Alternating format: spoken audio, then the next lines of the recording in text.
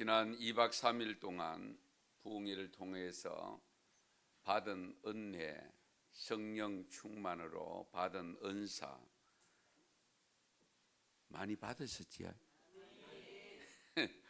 이제 참석 안 하신 분들은 무슨 은혜가 있었나, 어떤 은사가 있었나 궁금하실 겁니다만은 받으신 분들한테 간증을 들으시면 되겠습니다.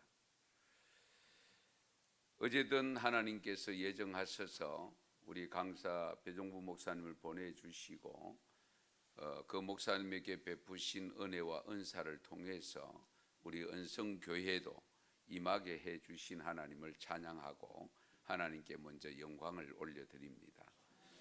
문제는 이 받은 은혜와 은사가 부흥회 때만 있는 것은 아니죠. 우리가 평상시도 늘 은혜와 은사를 받아서 살고 있습니다만은, 그러나 부흥회를 통해서 주신 특별한 은혜, 특별한 은사들이 있습니다. 그것을 우리가 받았으면은 그 받은 은혜와 은사가 빨리 소멸되면 안 되잖아요. 없어지면 안 되잖아요. 오랫동안 유지하는 것 중요합니다. 우리가 세상에서 살아봐도 그렇습니다. 어떤 위치에 올랐을 때에 오르자마자 내려오면 안 되잖아요. 좀 오래 머물고 싶은 것이 우리가 정상적인 생각이죠. 우리가 등반을 하더라도 마찬가지입니다. 우리가 높은 산에 오랜만에 정말로 올랐는데, 그런데 거기에서 좀 더 오래 있고 싶은데 오래 있을 시간은 못 되고 빨리 내려올 때는 항상 아쉬움이 남아있는 이제 그런 경우를 되게 되고, 거기에서 느꼈던 마음들을 항상 유지하고 그 생각들을 가지면서 반복하면서 그 정말 전경을 바라본 모든 것을 마음에 담아서 가지고 와서 계속적으로 활용하잖아요. 마찬가지로 우리가 하나님으로부터 받은 은혜와 은사를 가지고 살아갈 때, 이 땅 위에서 살아갈 때에 오랫동안 유지해야 되는데, 문제는 오랫동안 관리하고 유지하지 못하도록 하는 사탄과 마귀의 역사가 있다는 사실입니다.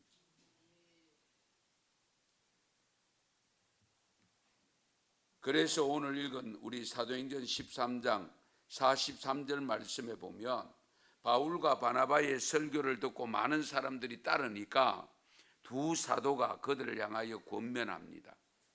항상 하나님의 은혜 가운데 있어라. 항상입니다. 하나님의 은혜 가운데 있어라. 다음에 이어지는 말씀의 내용을 보면 왜 이 권면의 말씀을 하는가를 알 수가 있습니다. 44절에 보면 그 다음 안식일에 이들뿐만 아니고요, 동네 사람들이 다 말씀을 듣기 위해서 모입니다. 찾아옵니다. 이때 유대인들이 설교 듣기 위해서 찾아온 무리들을 보고는 놀라기도 했지만은 시기심이 발동합니다. 정통 유대인들, 바울은 복음을 전하니까, 예수를 자꾸 전하니까 자기들은 구약의 율법만 자꾸 강조하고 있는데, 그런데 바울이 전하는 말씀을 듣고 많은 사람들이 거리로 자꾸 쏠리니까 이들이 시기심이 생기는 겁니다. 그러니까 은혜 받은 그 사람들, 특히 이방인들, 이들에게 일러주시는 말씀이 뭐냐면은 항상 하나님의 은혜 가운데 있어라. 저렇게 반대하고 저렇게 핍박을 하고 저렇게 많은 사람들이 여러분들의 신앙을 흩뜨리려고 하는데, 그러나 지금 받은 그 은혜 위에 든든히 서 있어라. 그 말씀.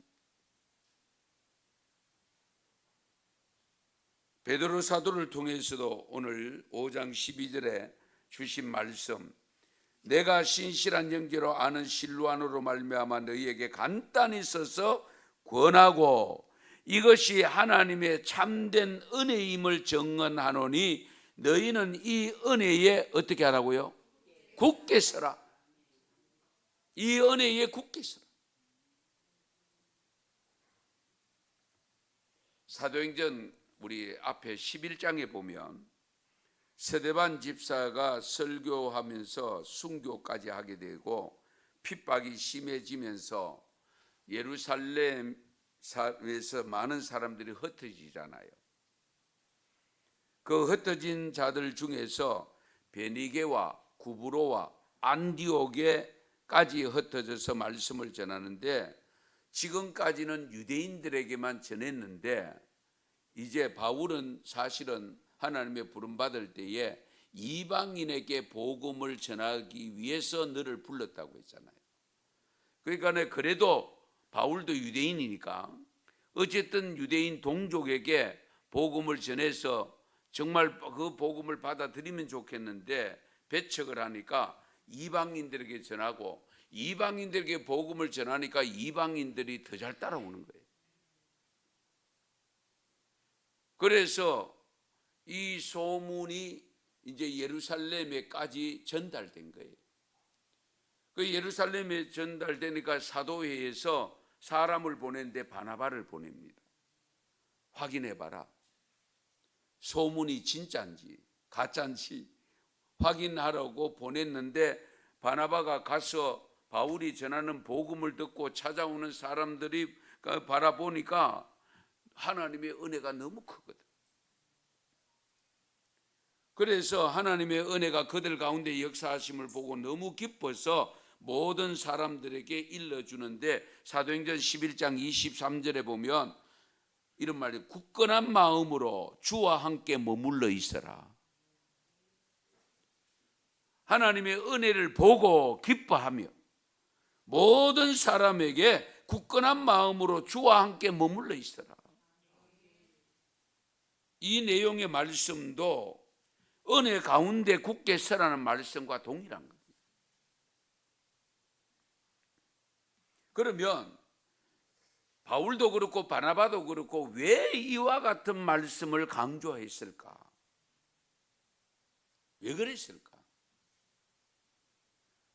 저 정통 유대인들은 자꾸만 은혜 받아서 정말 구원의 은혜 속에 들어와 있는 사람들까지도 그 속에 머물지 못하도록 흩으려고 하니까, 너희들이 구원받은 것 흩어지면 안 된다. 반드시 그 은혜 위에 머물러 있어야 된다. 굳게 서 있어야 된다. 이것을 계속 강조한 겁니다. 우리가 은혜 받는 것도 중요하지만 은혜를 유지하는 것 어렵잖아요, 솔직히. 우리가 예를 들어 학교에서 아이들이 성적 경쟁을 해서 성적이 우수한 성적을 거두었을 때에 1등을 올라가고 2등을 올라갔을 때 그 자리 지킨다고 더 열심히 해야 되잖아요. 왜? 밑에서 추격해 오니까. 추월당하면 안 되니까 더 열심히 하려고 하잖아요. 마찬가지입니다. 우리가 은혜 받는데 단순히 은혜 받은 사람, 못 받은 사람이 더 은혜 받으려고 여러분들과 같이 은혜 받아야 되겠다고 쫓아오면 다행인데, 그렇지 아니하고 은혜 받지 못하도록 사탄과 마귀는 자꾸만 흐트러뜨리려고 하니까 더욱더 너희들이 굳게 서 있어야 된다. 그 내용을 강조하고 있습니다. 고린도후서 6장 1절에 보면 이런 말씀이 있습니다.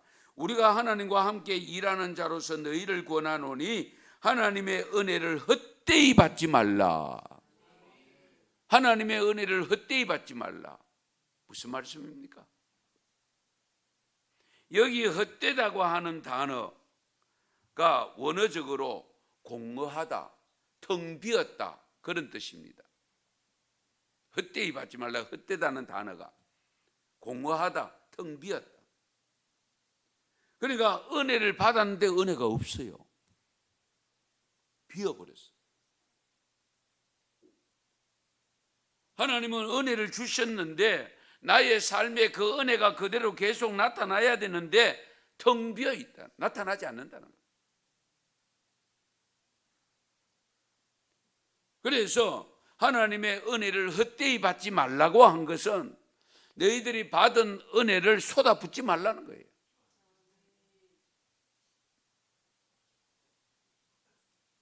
우리가 하나님으로부터 받은 은혜는 가장 큰 은혜는 구원의 은혜죠. 구속의 은혜입니다. 그 은혜를 잃어버리면 곤란하지요. 그렇잖아요. 그래서 믿는 자는 다 구원을 받는다고 했는데요, 디도서 2장 11절에 보면 예수 그리스도가 오심으로 모든 사람에게 구원을 주시는 하나님의 은혜가 나타났는데, 그런데 히브리서 4장 2절에도 보면은 그들과 같이 우리도 복음 전함을 받은 자이나 들은 바 그 말씀이 그들에게 유익하지 못한 것은 듣는 자가 믿음과 결부시키지 아니함이라. 잘 들으세요. 복음을 전함을 받은 자이나 들은 바 그 말씀이 그들에게 유익하지 못하다. 왜 유익하지 못하다? 믿음과 결부시키지 않았다. 말씀을 듣고 깨달았는데 그 깨달은 것으로 끝나버렸다는 거예요. 우리가 이런 경우 얼마든지 있을 수 있습니다. 우리가 신앙생활 속에, 삶 속에 결부되어야 되는데, 연결되어야 되는데, 그것이 삶에서 나타나야 되는데 결과적으로 연결이 안 됐다. 그래서 사탄과 마귀는요, 우리가 은혜를 받으면 받을수록 더 크게 역사합니다. 왜? 삶에서 결과적으로 연결시키지 못하도록 하기 위해서. 그래서 무너지게 만들려고.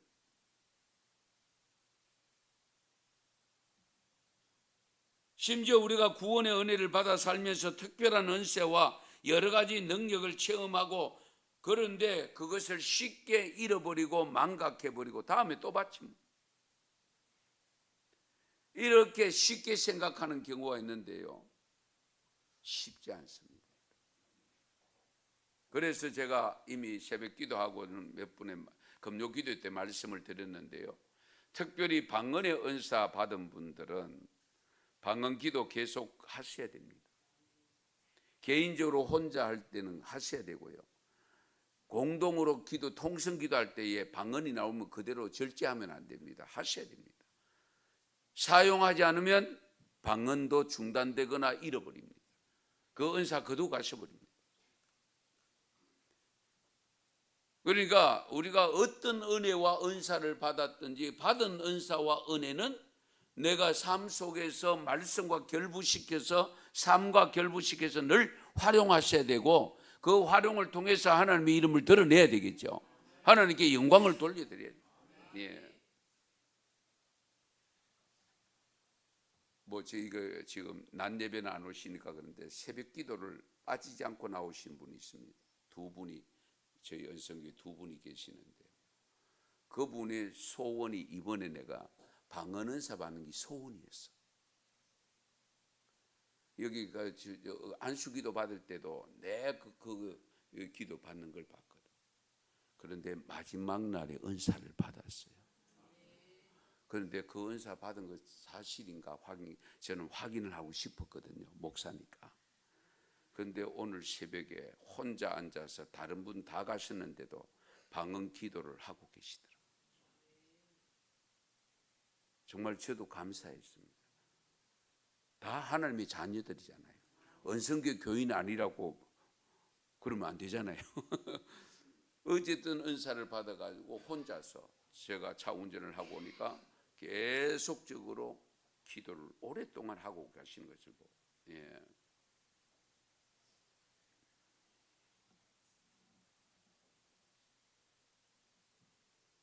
우리가 심지어 구원의 은혜를 받아서 특별히 사는 것도 감사하는 마음을 늘 가지고 살아야 되지만은, 은혜 갚는 삶을 살아야 되지만은, 우리가 순간순간 받은 은혜와 은사들을 놓치면 안 돼요. 마태복음 13장에 보면 예수님이 씨 뿌리는 비유를 합니다. 하나님 나라에 대해서 말씀을 듣고 기쁨으로 받아들이나, 잘 들으세요. 하나님 나라에 대한 말씀을 듣고 기쁨으로 받아들이나 뿌리가 없으므로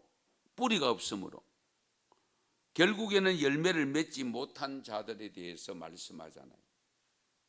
이번에 부흥 강사도 그 밭을 이야기했습니다마는, 어쨌든 길바닥 같은 밭, 돌자갈 같은 밭, 그리고 가시는 꿀이 무성한 밭. 그 은혜 받은 은혜와 은사를 계속 유지하기 위해서는 옥토가 되어야 됩니다. 계속 가시는 꿀이 많은 밭, 잡초가 무성하면 그것은 제대로 자라지 못하고 열매를 맺을 수가 없잖아요. 그런데 그 말씀을 하시면서 예수님께서 뭐라고 말씀하시는가 하니까 고난과 박해가 닥쳐올 때에 낙심하며 넘어지는 것을 두고 일러줍니다. 예. 그러니까 바울이 말하는 은혜를 헛되이 받지 말라고 하는 표현과 동일한데요. 우리가 말씀을 받아서 은혜 받았다라고 하는데 그 은혜 받았다고 하는 말씀이 뿌리를 못 내려. 왜 못 내렸냐? 결국 내게 말씀대로 순종을 해서 실천을 하니까 생각지도 못한 어려움이 찾아왔어. 그러면 이래 살아가면 안 되겠네. 그러니까 쉽게 포기해버리는 그런 경우가 발생합니다. 예. 그걸 묵묵히 극복하고 이겨내야 되는데 예. 손해가 올 수 있어요. 물질적 손해가 올 수 있어요. 건강을 회복했는데 건강이 또 몸이 또 건강을 잃을 수도 있어요. 예. 그러나 무엇을 위해서 그렇게 됐는가가 중요하지 않습니까? 받은 은혜대로 그 은혜 유지하기 위해서 그 은혜를 갚는 삶을 위해서 하는 것은 어떤 경우를 당하더라도 그대로 가면 하나님이 그를 통해서 주실 복을 준비하고 계심을 믿으시기 바랍니다. 우리는 그 고비를 못 넘겨요. 우리가 그런 경우 많잖아요.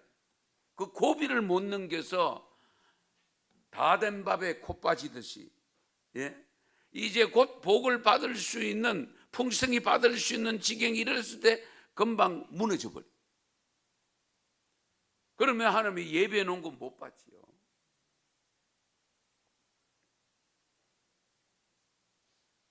아일랜드 작가 오스카 와일드라는 분이 있는데 우리 복음서의 이야기들을 우화적인 소설로 표현한 내용이 있습니다. 그 이야기 한 부분이 뭐냐면은 예수님이 알코올 중독자를 만났어요. 그대 누구냐?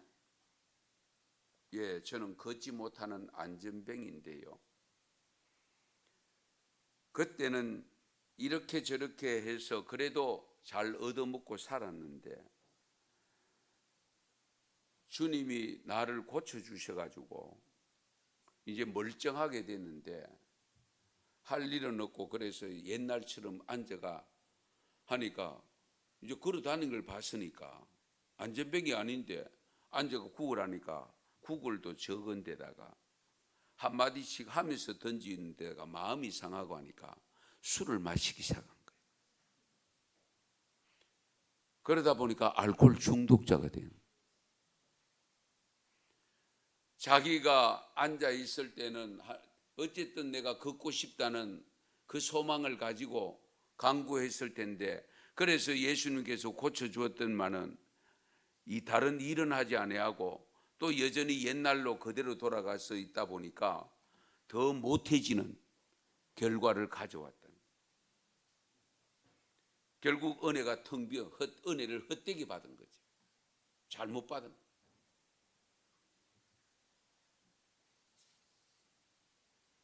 그 내용에 또 한 가지가 있는데요. 예수님이 또 한 사람을 만났는데 이번에 깡패를 만납니다. 저는 본래 앞을 못 보는 소경이었습니다. 그래서 눈을 뜨고 앞을 보는 것이 소원인데 주님께서 소경의 눈을 뜨게 만들어준데 눈을 뜨고 보니까 못 볼 게 너무 많아. 얼마나 기쁘고 감격스럽는데 그 순간이 지나고 난 다음에 눈 감고 있으면 못 보았던 것이 보이기 시작하는데 아니 꽁이 너무 많은 거예요. 아니 꽁. 예.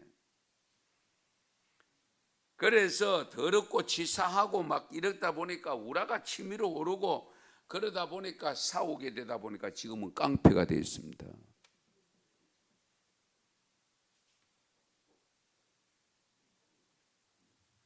물론 성경에 나오는 이야기가 있는데 이 오스카 와일드라는 분이 소설을 쓰면서 성경에 있는 내용을 비화시켜서 교훈해 주는 메시지를 담고 있는 내용입니다.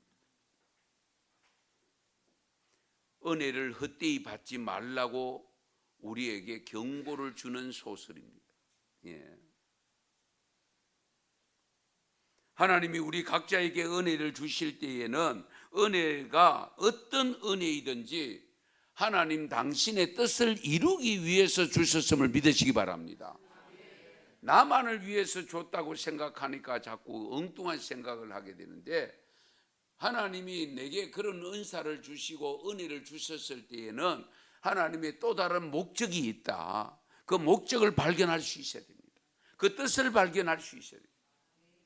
그러면 그 뜻을 발견해서 그 뜻대로 사용하면 활용하면 은혜가 더 넘치는 쪽으로 가는데 그렇지 못할 때는 은혜가 금방 쏟아져 버리고 그거 은혜가 헛된 은혜가 되어져서 더 잘못될 수 있다는 거예요. 이런 경우가 얼마든지 우리들에게도 있을 수 있습니다. 그래서 여러분 은혜를 받는 것도 중요하지만 그보다 더 중요한 것은 은혜를 유지하는 것, 지속시켜서 그 은혜를 선용하는 것입니다. 그러면 좀 더 구체적으로 은혜를 헛되게 하는 것이 어떤 것인가? 은혜를 헛되게 받은 것이 되지 않기 위해서 우리가 어떻게 해야 될까? 우선은 받은 은혜에서 떨어지지 않도록 조심해야 됩니다. 그 은혜에서 벗어나지 않도록 조심해야 됩니다. 갈라디아서 5장 4절에 우리 같이 읽으실까요? 율법 안에서 의롭다함을 얻으려 하는 너희는 그리스도에게서 끊어지고 은혜에서 떨어진 자로다. 아멘. 이 엄청난 말씀입니다. 율법 안에서 의롭다함을 얻으려 하는 너희는 정통 유대인들을 향해서 하는 말. 그리스도에게서 끊어지고 그리스도에게 끊어졌대요. 그리스도에서 끊어졌으니까 은혜에서 떨어진 자로다. 무슨 은혜입니까?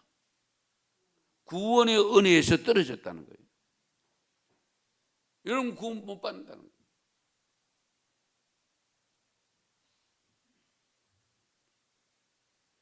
정말 이 부분 우리가 조심해야 되죠. 이 방금 읽어드린 이 갈라디아 5장 4절 말씀과 상반되는 말씀이 마태복음 7장 20절에서 27절에 있는데요. 나더러 주여 주여 하는 자마다 다 천국에 들어가는 것이 아니라고 했습니다. 다만 하늘에 계신 내 아버지의 뜻대로 행하는 자라야 들어간다. 그날에 많은 사람들이 나더러 이르되 주여 주여 주의 이름으로 선지자 노릇을 했습니다. 주의 이름으로 귀신 쫓아냈습니다. 많은 권능을 행하지 아니하였나이까 하리니 그때에 내가 그들에게 말한다. 무슨 말을 하느냐? 내가 너희를 도무지 알지 못하고 불법을 행하는 자들아, 내가 너를 도무지 모른다. 주님의 이름으로 병 고쳤는데요, 귀신 쫓아냈는데요, 능력 행하지 않았습니까? 난 너를 도무지 모른다. 그러므로 너희들은 불법을 행하는 자들이기 때문에 나를 떠나라. 그러므로 누구든지 나의 이 말을 듣고 행하는 자는 그 집을 반석 위에 지은 지혜로운 사람 같으니라. 비가 내리고 창수가 나고 바람이 불어 그 집에 부딪히되 무너지지 아니하나니 주추를 반석 위에 놓은 까닭이요.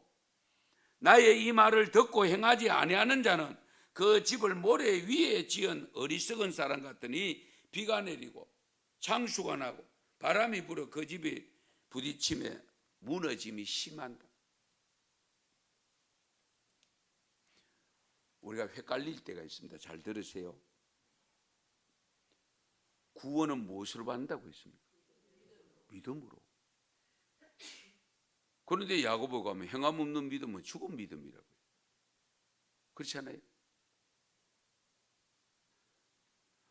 우리가 믿음이 있다 없다 하는 것은 입으로 시인하여 구원에 이른다고 또 로마서에 말씀하고 있는데요, 그 입으로 시인하는 그 시인이 여러분 단순하게 생각하면 안 됩니다. 이 당시에 로마서에서 말씀하시는 이 당시는 입으로 시인하는 순간에 순교할 각오해야 됩니다. 그러니까 함부로 시인 못합니다. 나 예수 믿는다 하는 순간에 잡혀가서 감옥에 들어가거나 순교해야 될 그런 위기 상황에 있을 때에 일러준 말씀입니다. 그런데 우리가 가끔 유혹에 넘어갈 위험이 있습니다. 예수 믿습니까? 예, 믿습니다. 그러면 여러분 구원 받았습니다. 그러면 또 아멘 하지요. 그러나 그 구원에 받은 은혜의 구원의 은혜의 믿음의 확인을 누가 하느냐? 하나님이 하십니다. 주님이 최종적으로 하시는데 무엇으로 하느냐?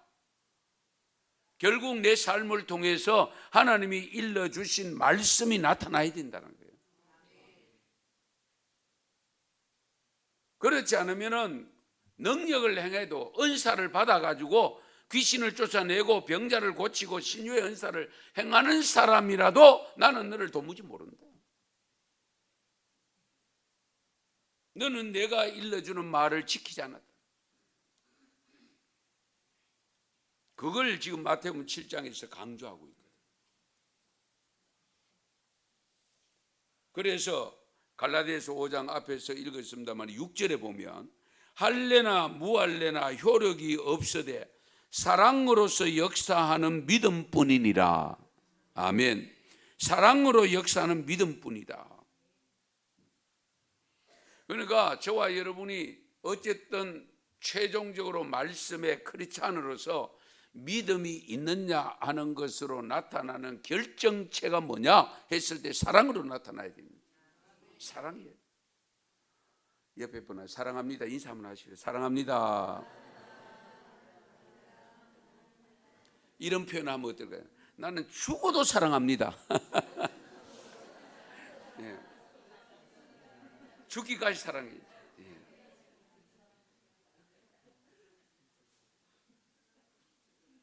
그러려고 하면 대신 죽을 수 있어야 되죠. 예. 그렇잖아요. 예. 우리 예수님께서 사랑의 결정체로 오신 것이 뭡니까? 십자가에 달려 돌아가신 것을 우리가 알기 때문에. 예. 안 돌아가셔도 되는데 내 죄 때문에 돌아가셨으니까. 예. 제가 다시 한번 질문하겠습니다. 하나님의 은혜를 받았습니까? 하나님의 은혜 속에서 살고 있습니까? 은혜에서 떨어지지 아니하고 은혜 가운데서 살아간다고 하는 고백이 진실된 고백이 되려고 하면 어떻게 해야 되느냐?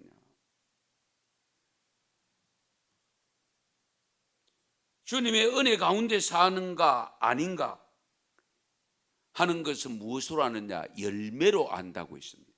열매로. 우리가 그냥 보고는 잎이가 있는 그냥 보고는 쉽게 뭐 나무에 열매가 있으면 이거 사과나무네, 감나무네, 포도나무네 다 알잖아요. 그렇죠? 우리의 신앙도 하나님은 열매로 안다고 했습니다. 마태복음 7장 20절에 보면 이러므로 그들의 열매로 그들을 알리라. 그러면서 이어서 하시는 말씀이 21절에 나더러 주여 주여 하는 자마다 다 천국에 들어가는 것이 아니요 다만 하늘에 계신 내 아버지의 뜻대로 행하는 자라야 들어간다. 네. 그 말씀대로 행하는 것이 뭡니까? 행함으로 나타나는 것이 열매잖아요.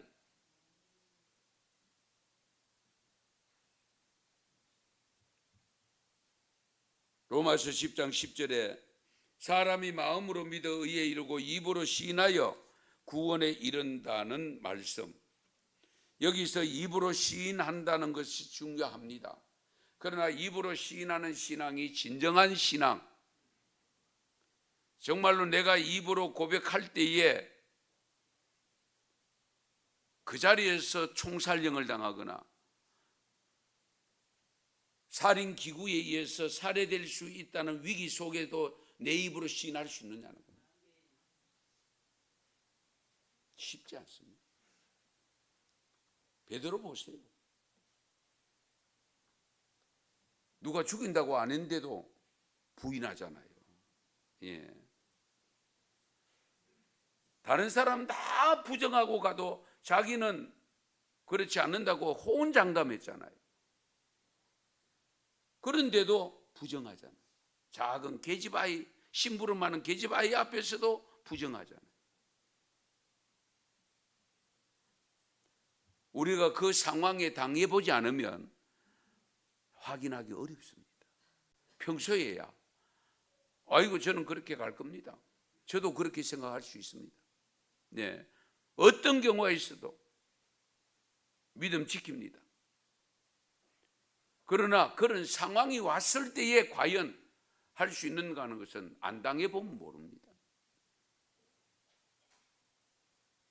그러면 우리가 어떻게 해야 되느냐? 다만 하늘에 계신 내 아버지의 뜻대로 행하는 삶을 살아야 됩니다.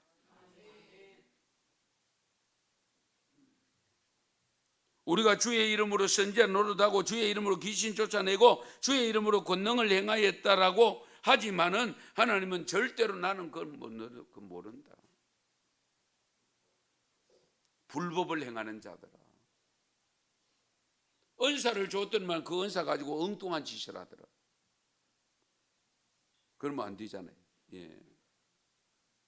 그 은혜를 받았는데 받아서 고침 받았어요. 치유 받았어요. 그러면 치유받은 그 고침 받은 그 몸 가지고 그 육신 가지고 뭘 해야 되겠어요?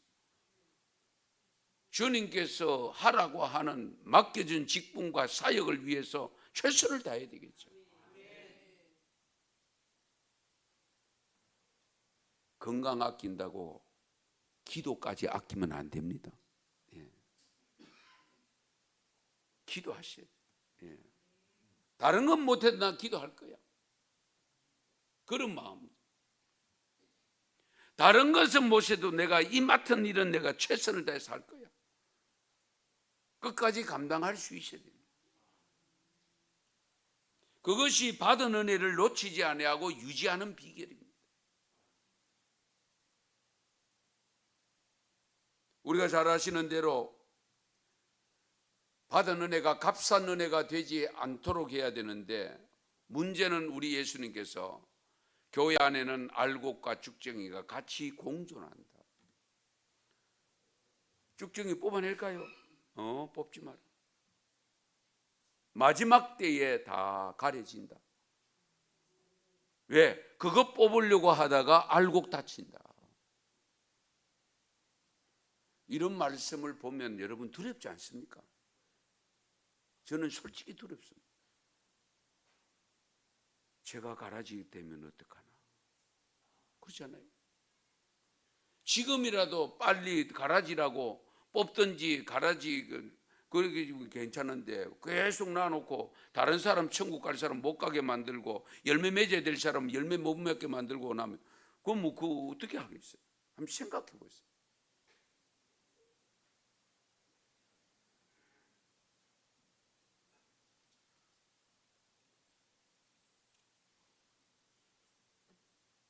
여기서 우리가 정말 조심해야 될 것은 심판 때까지 가라지를 알곡과 함께 같이 자라도록 내버려 둔다는 이 사실 앞에 우리가 알곡으로 살아야 됩니다. 알곡. 예. 알곡 신앙이 됩니다. 예. 그러므로 우리는 스스로 하나님의 은혜 가운데 살고 있는지 알곡 신앙인지를 항상 확인하셔야 돼요. 오늘 말씀 들으면서도 확인하셔야 돼요. 예. 그러면 주님의 은혜 가운데 거하는 삶, 은혜에 떨어지지 않는 삶이 되려면 구체적으로 어떤 삶이 되어야 되느냐, 어떻게 살아야 되느냐, 행함 있는 믿음이 되어야 됩니다. 행함 있는 믿음. 행함이 없는 믿음은 죽은 믿음이라고 했으니까요. 그래서 예수님 마태복음 12장 50절에 보면 누구든지 하늘에 계신 내 아버지의 뜻대로 하는 자가 내 형제요 자매요 어머니이다.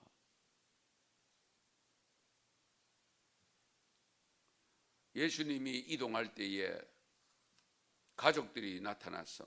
그러니까 곁에 있던 제자들이 어머니 오셨는데요, 동생 왔는데요.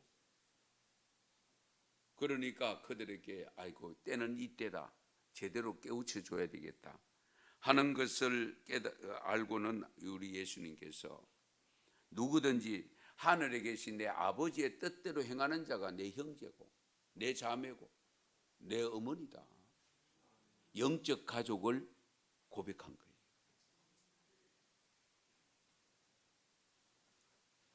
그러면 하나님이 명령하신 가장 큰 계명, 가장 큰 뜻이 무엇인가? 하나님이 우리에게 요구하는 가장 큰 계명이 뭡니까?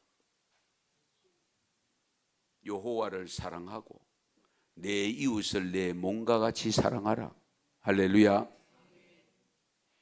믿음, 소망, 사랑 항상 있을진데 그 중에 제일은 사랑이니라. 그래서 갈라디아서 5장 14절에 보면 온 율법은 내 이웃 사랑하기를 내 자신같이 하라 하신 한 말씀에서 이루어졌나니. 율법의 최종 완성도가 뭐냐? 이웃 사랑하기를 내 자신과 같이 하라 한 그 말씀, 사랑에서 결정된다고요. 그래서 이유야를 불문하고 우리 하나님을 경외하는 성도들, 하나님은 예수님을 통해서 구원의 은혜를 입었다고 고백하는 성도들은 사랑하는 삶을 살아야 됩니다. 그래서 우리 작은 실천이지만 교회를 세우면서 가장 먼저 이웃에게 작은 사랑을 전달하려고 추석 때 설 때에 작지만은 저와 여러분들이 우리가 드리는 헌금으로 섬기는 겁니다. 예, 사랑을 나타내려고 하는 겁니다. 예.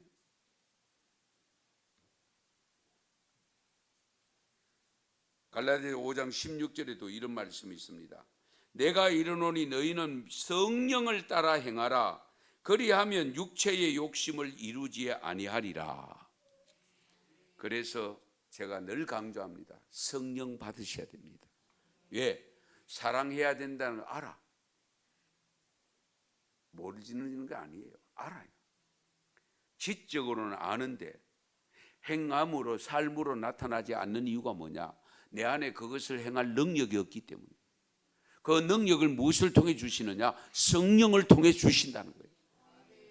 그래서 베드로가 성령 받고 난 다음에 완전히 바뀌었잖아요. 180도로 바뀌었죠. 말씀의 능력이 나타나고 신유의 능력이 나타나고 그리고 십자가에 거꾸로 달려 돌아가서 순교하는 그 지경까지 이런 것은 마가다락방에 성령 받았기 때문에. 그래서 어쨌든 우리 성도들은요, 성령 받는 일이라면 물불을 가리지 아니하고 앞장서서 받을 수 있는 믿음이 되시기 바랍니다. 왜? 알고 있는 거 가지고 안 된다니까요. 사탄과 마귀는 늘 내 곁에서 유혹을 하고 넘어뜨리려고 하고 있어요. 성령의 능력을 받아야 그 말씀을 삶 속에 행할 수가 있습니다. 그래서 갈라디아 5장 19절에서 21절에 또 말씀이 있습니다. 같이 읽겠습니다. 육체의 일은 분명하니 곧 음행과 더러운 것과 호색과 우상 숭배와 주술과 원수 맺는 것과 분쟁과 시기와 분냉과 당짓는 것과 분열함과 이단과 투기와 술 취함과 방탕함과 또 그와 같은 것들이라. 전에 너희에게 경계한 것 같이 경계하노니 이런 일을 하는 자들은 하나님의 나라를 유업으로 받지 못할 것이요. 아멘. 엄청난 말씀 아닙니까? 하나님 나라를 유업으로 못 받는데요. 어떤 사람? 앞에서 지금 지적하고 있는 제목들입니다.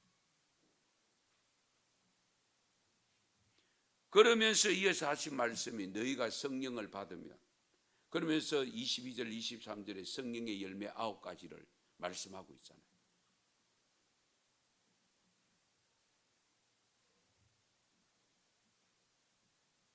그래서 우리의 믿음은 열매로 안다고 했는데 성령의 열매 9가지 열매를 하나씩 하나씩 맺어가야 됩니다. 예. 단번에 9가지를 왕창 다 열매 맺는 것은 정말 어렵죠. 쉽지 않습니다. 하나씩 하나씩 맺어가야 돼요. 은혜를 욕되게 하고 은혜를 저버리면 형벌이 따라오는데 어떤 형벌이 따라오느냐? 히브리서 10장 29절에 보면 하물며 하나님의 아들을 짓밟고 자기를 거룩하게 한 언약의 피를 부정한 것으로 여기고 은혜의 성령을 욕되게 하는 자가 당연히 받을 형벌은 얼마나 더 무겁겠느냐? 너희는 생각하라. 예. 형벌이 따른다고 했습니다. 그래서 오늘 읽은 베드로전서 5장 12절 말씀 보시면 내가 신실한 형제로 아는 실로아노로 말미암아 너희에게 간단히 써서 권하고 이것이 하나님의 참된 은혜임을 증언하노니 너희는 이 은혜에 굳게 서라. 이 은혜에 굳게 서라.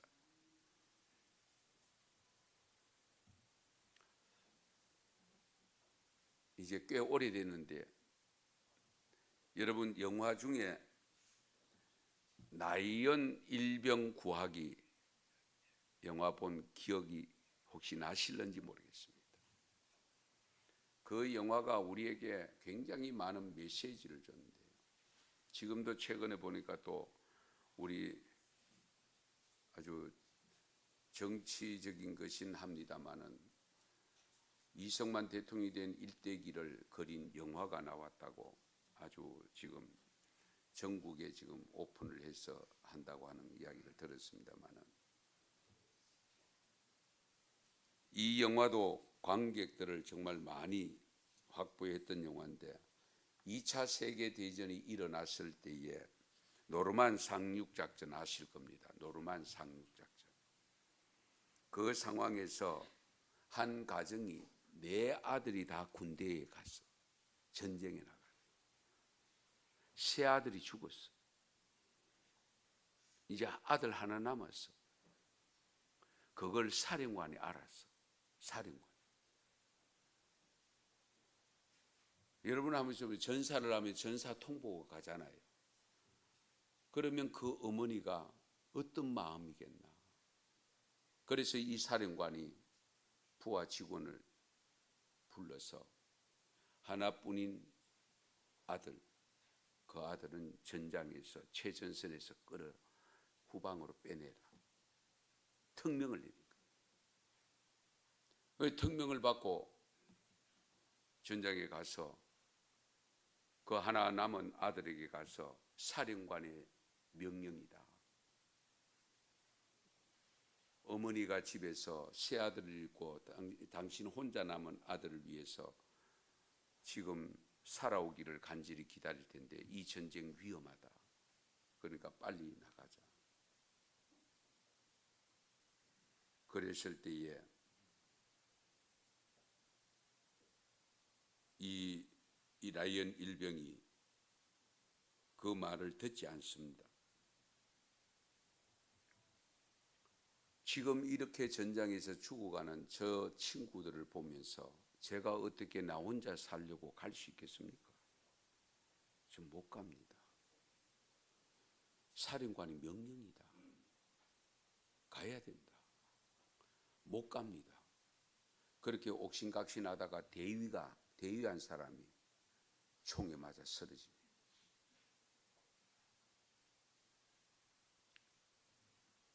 쓰러지면서 하는 말이 있습니다. 제임서 헛되게 하지 말라. 우리의 희생을 헛되게 하지 말라. 들릴 듯 말 듯한 소리를 들으면서 전사를 당합니다. 그런데 이 아들은 나이언 일병은 결국 죽지 않고 살아나옵니다. 결혼을 합니다. 자녀까지 낳았습니다.